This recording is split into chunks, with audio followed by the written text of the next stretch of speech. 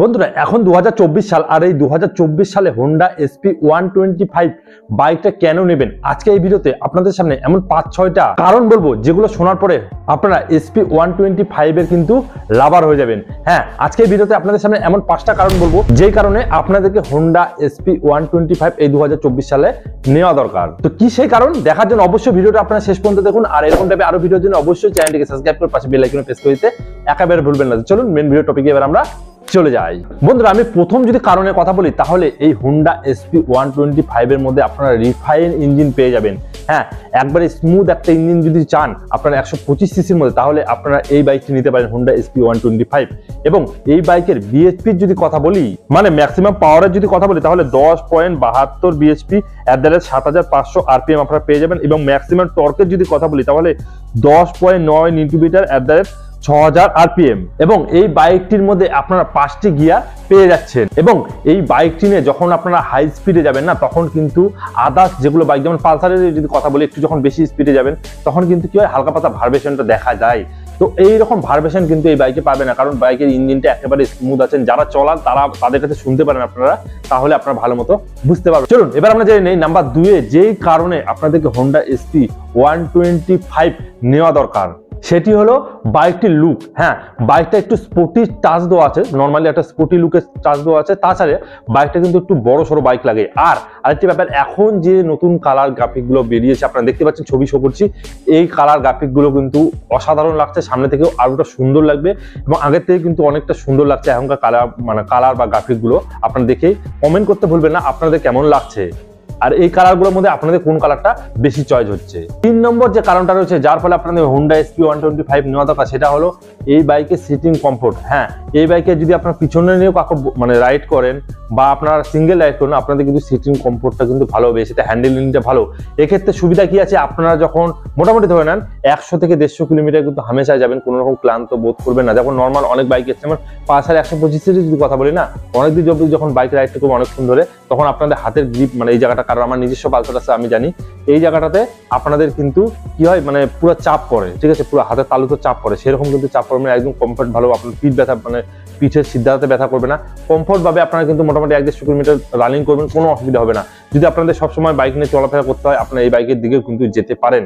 4 নম্বর যে কারণটা আছে সেটা হলো কি, এই বাইকের মাইলেজ। হ্যাঁ, দেখুন একটা বাইক কিনলে বাইকের মাইলেজটা কিন্তু আমাদের যেন বেশি পাই, সেই আমরা আশায় কিন্তু বাইক অনেকে নিই। কারণ আমরা একটা কমিউনিটার বাইক নিতে যাচ্ছি, কমিউনিটার বাইক নেওয়া মানে আমাদের মাইলেজটা যেন একটু বেশি থাকে, দেখতেও যেন সুন্দর হয়, এটার মধ্যে কিন্তু সবকিছু রয়েছে।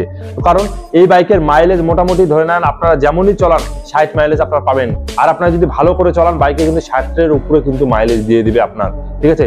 অনেকে বলে যে দাদা মাইলেজ আমাদের একটু কম পাচ্ছি, আপনারা বলছেন এটা, কিন্তু দেখুন বাইক চালানোর ক্ষেত্রে কিন্তু মাইলেজটা আপনাদের হচ্ছে ডিপেন্ড করবে। কারণ দেখুন সবার চালানোর ধরন কিন্তু একই না, কেউ ভালো করে চলায়, কেউ কম খারাপভাবে চলায়, অনেকে বেশিরভাগ দেখি খারাপ পজিশন বা খারাপভাবে চলে। আমি এরকম ভিডিও অনেক করেছি, আমার চ্যানেলে গিয়ে দেখুন বাইক রাইডিং করার সঠিক নিয়মগুলো কি রয়েছে।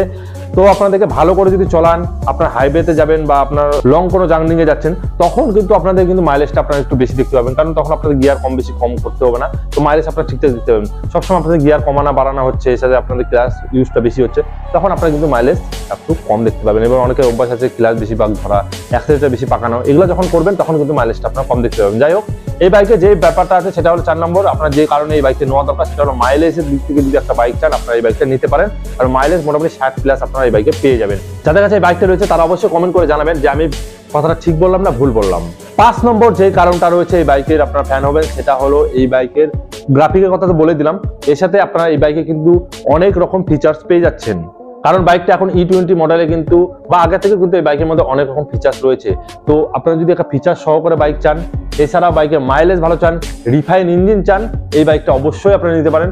দামের দিক থেকে কিন্তু মোটামুটি ঠিকই আছে, কারণ দেখুন ফিচার্সের দিক থেকে কিন্তু টিভিএস রাইডার যে বাইকটা রয়েছে সেটা কিন্তু বেশি ভালো, ঠিক আছে, যে ফিচার্সের দিক থেকে, কিন্তু দামটাও তো অনেক বেশি, সেটাও দেখতে হবে। যদি কমেও দামের মধ্যে চান আপনারা কিন্তু এই বাইকটার দিকে যেতে পারেন, তার থেকে যদি কম দামের মধ্যে একটু যেতে চান। আর সব থেকে বড় ব্যাপার কি, দেখুন এই বাইকটা কিন্তু একটু বড় সড়ো বাইক লাগে এবং কিন্তু হট করে দেখে মনে হয় না যে 125 সিসির বাইক। তাছাড়া 6 নম্বর যে পয়েন্ট আপনাদের সামনে তুলে ধরছি সেটা হলো কি, বাইকে কিছু জিনিস চেঞ্জ করা হয়েছে E20 যে মডেলটা রয়েছে।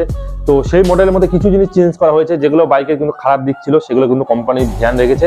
তো আপনাদের সবথেকে ভালো হয় সেই জিনিসগুলো জানা। আমি কিন্তু এর আগে একটা ভিডিও বানিয়েছিলাম এই বাইকের খারাপ দিকগুলো। দেখুন প্রত্যেকটা বাইকেরই খারাপ দিক রয়েছে, ভালো দিক রয়েছে। তো আজকে যেহেতু ভালো দিকগুলো ধরছি, আপনাদের খারাপ দিকগুলো আমি কিন্তু তুলে ধরেছিলাম। তো অনেকে সেগুলোতে রাগ করে, কারণ দেখুন যেটা খারাপ দিক তো আপনাকে জানতে হবে, কারণ কোনো বাইক পারফেক্ট না, কোনো না কোনো দিক খারাপ দিক থাকবেই প্রত্যেকটা বাইকেরই, ঠিক আছে, সেটা মেনে নিতে হবে। যাই হোক, এই বাইকে যেটা নতুন করেছে সেটা হলো এই বাইকে আপনাদের টায়ার সাইজটা বাড়ানো হয়েছে। এর সাথে এই বাইকে কিন্তু আপনারা এলইডি লাইট পেয়ে যাবেন, মানে হেডলাইটটা যেটা রয়েছে না সেটা আপনারা এলইডি পেয়ে যাচ্ছেন। তো এটা সব থেকে ভালো ব্যাপার যে টায়ার সাইজটা বাড়ানো হয়েছে। পিছনের টায়ার সাইজটা অনেকটাই পাতলা ছিল, ওর জন্য কিন্তু খারাপ লাগতো বাইকটা, আর এখন একটু টায়ার সাইজটা বাড়ানো হয়েছে। তো আপনার সামনে থেকে যখন দেখবেন বুঝতে পারবেন। তো এটা ছিল মোটামুটি 5-6টা বললাম আর কি। তো এগুলাই আপনার কারণ, এই কারণের জন্য কিন্তু বাইকটা নিতে পারেন, ভালো বাইক। আর অবশ্যই বাইকটা কিন্তু এমনিতে খুবই ভালো বাইক, যারা ব্যবহার করেন তারা এটা জানেন যে বাইকটা কিন্তু অরিজিনালি ভালো বাইক। আর আপনাদের কার এই বাইকটা ড্রিম বাইক বা এই বাইকটা কারা নিতে চান অবশ্যই কমেন্টের মাধ্যমে আমাকে জানাতে বলবেন না। কোনো রকম প্রশ্নের জন্য অবশ্যই ইনস্টাগ্রামে উপরে দেওয়া আছে, ফলো করতে বলবেন না। চলুন আজকের মতো এতটুকু, সবাই ভালো থাকবেন, সুস্থ থাকবেন। এরকম টাইপের আরো ভিডিওর জন্য অবশ্যই চ্যানেলটিকে সাবস্ক্রাইব করে পাশে বেল আইকনে প্রেস করে আমাদের পাশে থাকবেন।